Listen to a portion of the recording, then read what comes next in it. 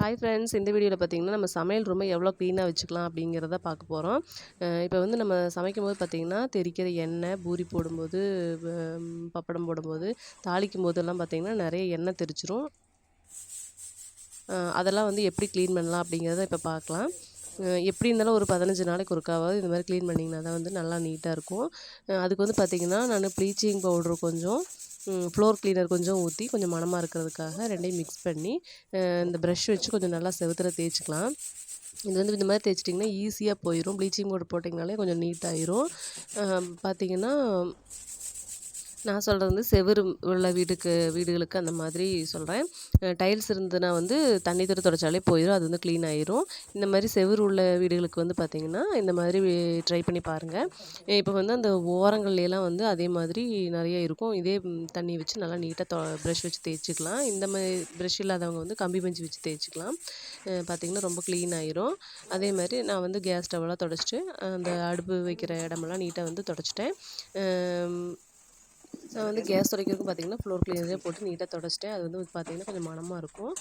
இப்போ வந்து நீட்டாக தண்ணியெல்லாம் வச்சு நீட்டாக க்ளீன் பண்ணி விட்டுட்டு, அதுக்கப்புறம் நல்லா ஒரு காஞ்ச டவல் வச்சு நல்லா தொடச்சாச்சு. பார்த்திங்கன்னா சமையல் ரூம் வந்து சூப்பராக ஆயிருச்சு.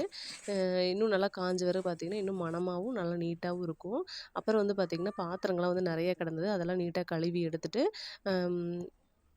இந்த மாதிரி க்ளீன் பண்ணுறது வந்து பார்த்திங்கன்னா நான் வந்து 15 நாளைக்கு ஒருக்கா அந்த மாதிரி தான் பண்ணுவேன். 10 நாளைக்கு ஒருக்கா. பின்ன வந்து ரெகுலராக அடுப்பை மட்டும் தொடச்சிக்குவேன். அதுக்கப்புறம் பார்த்திங்கன்னா வீடெலாம் க்ளீன் பண்ணியாச்சு, தொடச்சாச்சு. இப்போ வந்து பார்த்திங்கன்னா உப்பு இதெல்லாம் வைக்க வேண்டிய இடத்துல வச்சுட்டு எல்லாம் நீட் பண்ணியாச்சு. பார்த்திங்கன்னா சூப்பராகிருச்சு. அதுக்கப்புறம் பாத்திரமெல்லாம் நிறைய கிடந்தது ஜலதாரியில், எல்லாம் கழுவி எடுத்தாச்சு. எங்கள் வீட்டில் வந்து பார்த்திங்கன்னா பைப்பெல்லாம் இல்லை, இந்த மாதிரி குண்டால தண்ணி மோந்து வச்சு தான் வந்து கழுவுவேன். இது வந்து பார்த்திங்கன்னா இதுவும் ஈஸியாக தான் இருக்கும். கழுவிகளே பார்த்திங்கன்னா ஒரு டப்பாவில் போட்டு வச்சிட்டோம்னா அது பாட்டுக்கு தண்ணீரெல்லாம் வடிஞ்சு காஞ்சிரும். அதுக்கப்புறம் எடுத்து அங்கங்கே வைக்க வேண்டிய இடத்துல வச்சுக்கலாம்.